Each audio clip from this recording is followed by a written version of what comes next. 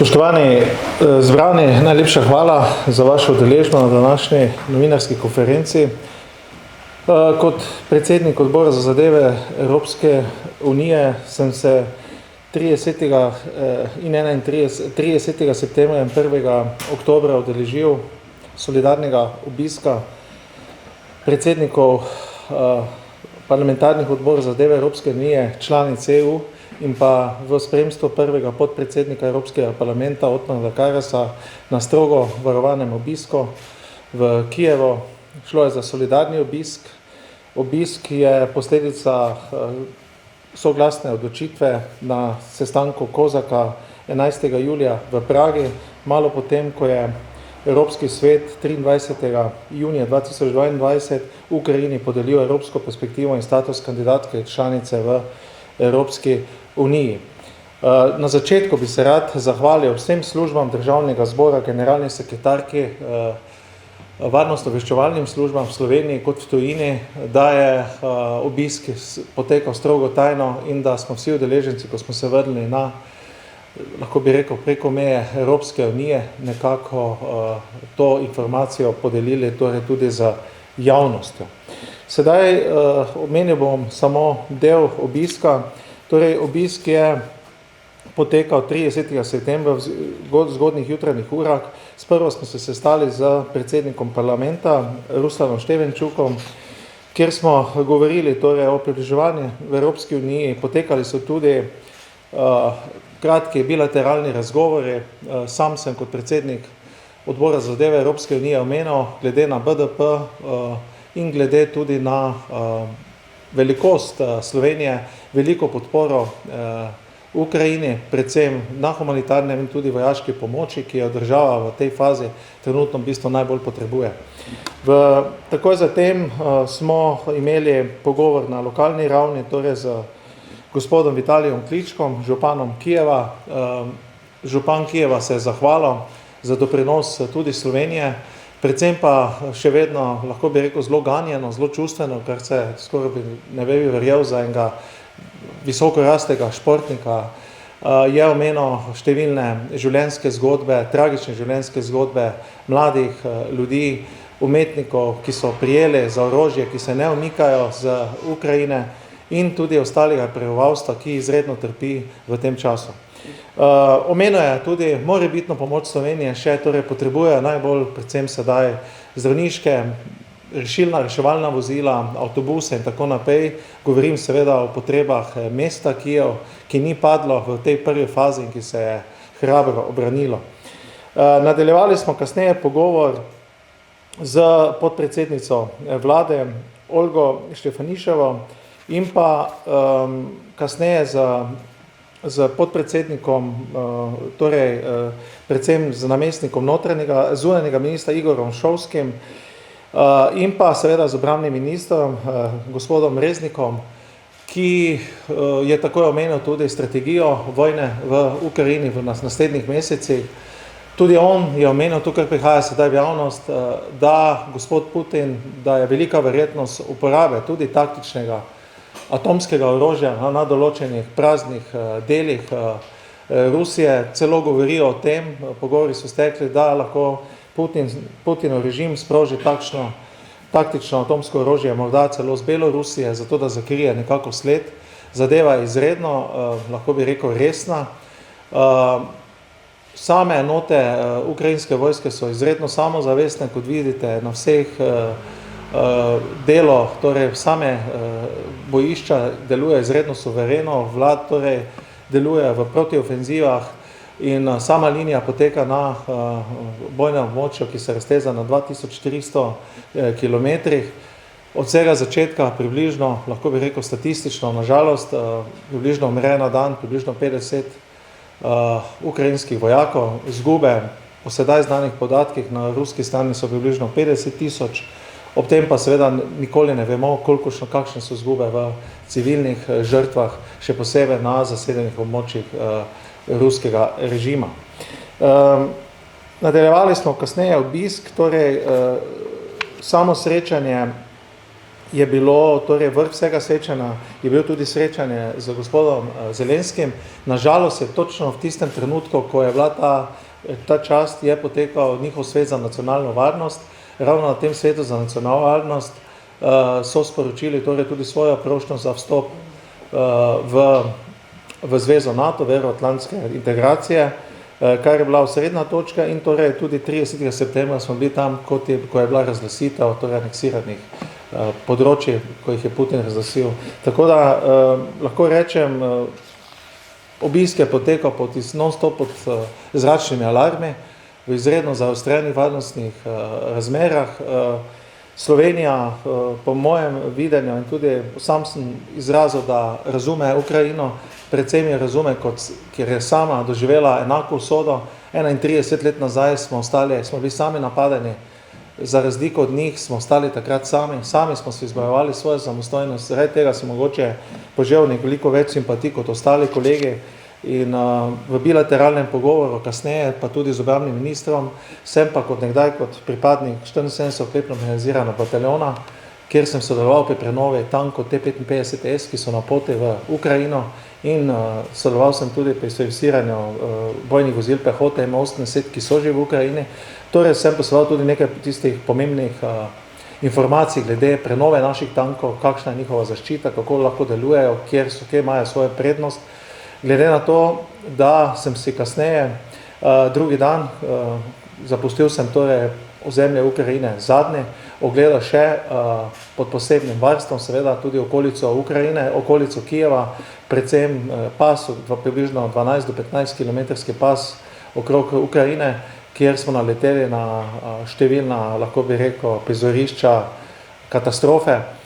Videli smo pa tudi rusko tehniko, ki je zaustavila ukrajinske sile, torej lahko bi rekel izredno nespametno, izredno slabo varovana tehnika, lahko bi rekel iz prejšnjega stoletja, in prizori so res bili tragični. Jaz imam nekaj slik teh na razpolago, lahko vam tudi kot novinarjem pošljem, radodarno delim, zato da jih delimo, da vidimo, s čem se spopada Ukrajina v tem trenutku.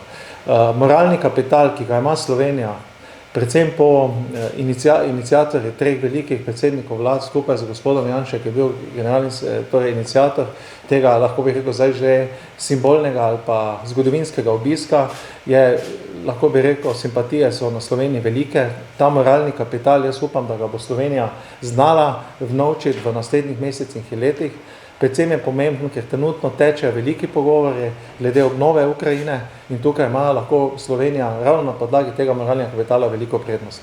Jaz upam, da bomo našo skupno pot, ki je tudi evropska pot, Ukrajinci se predvsem borijo tudi za naše skupne vrednote, branijo velik del, lahko bi rekel, tudi evropskega teritorija jaz temu pravim, pred imperijom zla, ki ga predstavlja torej Putinov režim v Rusiji. Ob tem sem vam poslal danes izjavo, ki smo jo podpisali kot našo izjavo obiska. Torej v tej izjavi predvsem poudarjamo, da ostajamo zavezani k nadaljevanju naše politične, vojaške, gospodarske in tudi humanitarne podpore Ukrajini v njenem boju proti ruski oboroženi agresiji. Zmaga Ukrajine v tem vojni je izjemnega pomena, tako zanje kot za vse demokracije po svetu. Jaz mislim, da je pomembno tudi, da smo poudarili, da podpiramo njen teritorij od leta 1991 naprej, sključno z Krimom, in da priznavamo vse te meje, ki so nujno potrebne. Pozivamo pa seveda tudi vse relevantne države, da pripravijo zaključke o resničnih ruskih namerah, predvsem pa, da povečajo svojo podporo Ukrajini pri zoperstavljanju ruske agresiji, namesto da se poslužuje dejanj pod krinko želje po vlogi nekaterih mirovnih posrednikov, ki pa jih Rusija, pa ta del vojne v tem trenutku ne potrebuje. Vojna je totalna na ozemljih, kjer jih sedaj dobiva, na katere prihajajo sedaj osvobodilne ukrajinske sile, zaznavamo, lahko bi rekel, celo vrsto hudih kršitev ženevskih in haških konvencij, predvsem pa lahko bi rekel nekatere že danes morda nekatere znake, lahko bi rekel, genocida nad ukrajinskim prebivalstvom na teh zasedenih področjih. Tako da naše pomoč Ukrajini mora biti v tem trenutku celovita, tako na humanitarni, vojaški kot politični ravni in namen obiska mislim, da je bil s tem dosežen.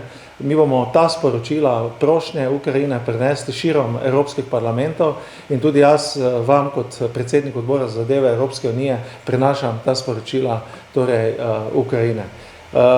Verjamem, da Ukrajina ne bo ostala sama, torej še enkrat poudarjam, ob koncu tega obiska še moram se zahvaliti res profesionalne delo naših vseh služb, da so mi omogočili ta res zelo nevaren obisk, tako tukaj kot v Ukrajini, veleposlaništvo v Ukrajini in tako naprej. Slike ste lahko vejo katastrofe, ki se nam dogajajo na evropskih tleh, pa so ogromne. Obisk je bil tudi zelo čustven, še posebej, ko se dotaknejo in ko ti predstavi nekatere življenjske zgodbe ali usode ljudi v vojnem času. Najlepša hvala še enkrat za vaš prihod in izvolite z kakšnim koli vprašanjem. Zdaj, prav včeraj je slovenska zunanja ministrica povedala, da je Slovenija v tem trenutku zadržana do približevanja Ukrajine zvezi NATO. Kakšna je vaša ocena takega stališča? Moja ocena je zelo podobna. Glejte, jaz notranjih političnih zadev nikoli tudi na nekih zunanjih političnih obiskih ne poudarjam, torej jaz mislim, da moramo biti enotni. Lahko pa povem samo eno zgodbo z tega obiska. Kolegica iz Nemčije je pa kar povedala dejansko stanje tudi v Nemčiji. Nemčija torej do danes še ni Ukrajini poslala niti enega tanka, Slovenija je poslala več kot 30 bojnih vozil pehote in 30 relativno solidnih tankov, ki so obnovljeni, ki so, lahko bi rekel, možnost preživetja posad na bojišču velika. Kot veste, so zahteve do Nemčije, da pošlje svoje leoparde, ki so odlični tanki, velike in trenutno imajo socialistično oblast. Veste, da so socialisti bili na veliko financirani in so bili žrtve, lahko bi rekel, ruskega hibridnega vojskovanja, ki je na evropskih tleh potekalo zadnjo več kot desetletje. Govorimo o medijih, ki so bili sofinancirani z ruskim kapitalom, govorimo o političnih strankah, ki so bile podkupljene z ruskim kapitalom. Nenazadnje se nam pred nami odpira energetska kriza, ki je bila financirana z ruskim kapitalom, zato da je Nemčija popolnoma spremenila tok svoje energetske politike in zaradi tega imamo danes krizo. In gospa je tudi, lahko bi rekel, članica stranke, kjer so se, lahko bi rekel, na mesečnih obiskih dobivali z Putinovim režimom, kjer so se izkazovali samostojne simpatije s Putinovim režimom. Naredila je že napako v samem začetku te vojne, kjer je govorila o dveh, lahko bi rekel, o enakopravnosti krivde za to vojno, kjer ni znala ločiti, kdo je žrtev, kdo je agresor. Danes, ko cel svet to obsoja, ko je recimo kolega, ki je prihaja socialistično delavske stranke z Luksemburga, podpisnik, mislim, da je drugi podpisnik, če boste ga videli, popolnoma obsodil to agresijo in priznaval, da si tudi v tem času, ko smo bili tam, da si Ukrajina vsekako zasluži biti polnopravna članica tudi zveze NATO. Zaradi česa to govorim? Zaradi tega, ker se na številnih sestankih zveze NATO dobivajo tudi naši ministri za obrambo, ker v Ukrajini preizkušajo najnovejše orožje, tudi zveza NATO, urijo nove taktike tega orožja in ravno te nove taktike in orožje, ki je, lahko bi rekel, high-tech orožje, skupaj z, lahko bi rekel, izjemno voljo ukrajinskega naroda daje danes rezultate, da Ukrajina v tem umazani vojni zmaguje. In izjava gospe zunanje ministrice odmika Slovenijo in odmika se tega, kar sem v prvem delu mojega nagovora danes povedal. Moralen kapital, ki ga ima Slovenija ob tem, ko je Janša iniciatiral, podal inicijativo in šel tja v najbolj, lahko bi rekel, usodnem trenutku, ko se je mednarodna javnost obrnila na stran Ukrajine, prepoznala žrtev in detektirala napadalca, je grozljiva. Torej dela, če je eno napako nekako poskušala popraviti, ko je šla na izsiljen obisk v Ukrajino, ker je ni, lahko bi rekel, sprejel doben od nekaterih najvišjih predstavnikov v Ukrajini, je po drugi strani to napako popravila. Da greš tja na obisk, ponujaš pomoč, špilaš moralnega človeka, potem pa priješ v Slovenijo in nadaljuješ neko politiko, umazano politiko svoje stranke. Jaz verjamem, da jim je težko vsa ta leta srečanja ob ruskih kapelicah pod Vršičem, obiski v Moskvi, pripenjanje vseh medalj te stranke in danes spremeniti to zunanjo politiko. To je moj odgovor, gospe Fajonovi. Zdaj samo neke ocene so ocene. Če bi Ukrajina za tem postala del NATO, bi bil NATO v vojni, in s tem pa tudi mi, to je tudi nekaj razmislek. Poglejte, kaj še lahko naredimo, kaj še bomo dopustili Putinovemu režimu. Ravno ta stranka ugotavlja, govori, da ima največjo svojo moralo, da je bila na pravi strani zgodovine druge svetovne vojne. Kaj smo se naučili? A se ni zahodna civilizacija ne uči na izkustvenem pravilu? Evropa je, lahko bi rekel, projekt miru, ne? Po drugi strani pa Evropa ravno v ukrajinski krizi, ravno v tem varnostnem delu pa prvič pokazala, lahko bi rekel, neko celovitost, suverenost. In povejte mi, kakšen izgovor še imamo, da se z vsemi sredstvi, ki so nam na voljo, ne opremo temu imperiju zla, ki ga predstavlja Putinov režim. Jaz mislim, da kot Slovenci nismo nikoli proti ruskemu narodu. Tudi tam so velike stiske. Tudi te ljudje, ki so umrli, jaz vam pokažem številne slike mladih ljudi, ki so zogleneli, bili ubiti v teh bojih. Glejte, so bili zavedeni, močno zavedeni iz tega režima, ne? Tudi na tej strani moramo razumeti žrtve. In samo, jaz pravim temu, demokratične sile lahko porazijo ta režim. Z vsemi sredstvi.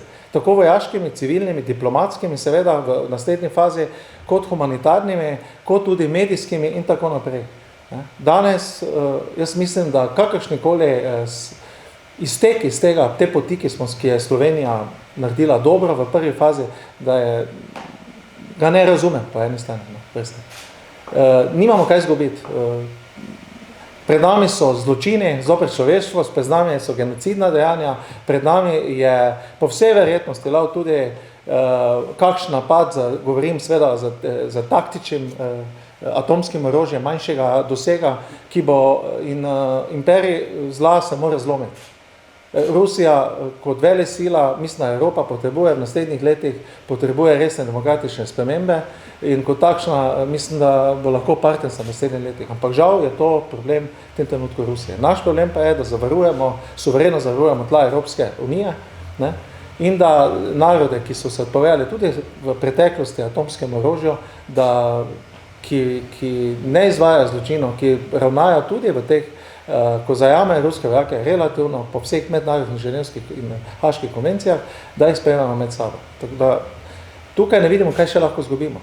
Kakršnokoli taktiziranje na tem nivoju, ko sedaj vojna v takšnih razmerah, je samo pot nazaj. Gospod Breznik, mene bi pa sam en domač demokratični proces zanimal in sicer vaša stranka je zbirala podpise za 3 referendume. Zanima me, v določenih medijih je že zaokrožilo, da so te podpisi pod streho, da jih je dovolj. Zanima me torej, ali je teh podpisov dovolj in pa pač... Glejte, jaz sem se naspal, prišel sem z res težke poti, moram priznati zelo odkrito, da nimam trenutno podatkov, koliko je teh podpisov zbranih v tem trenutku, bi vam z veseljem odgovoril. Bom pa zvedel morda čez nekaj ur, ker se sestanem z mojimi tudi kolegi, nismo se še niti videli po mojem prihodu v Slovenijo. Ja, se tudi zaradi tega... Ravno mi pravijo z naše PR službe, da bojo na to temo kolegi pripravili novinarsko konferenco, tako da boste pravčasno obveščeni. Še kakšno vprašanje? Hvala lepa. Najlepša hvala.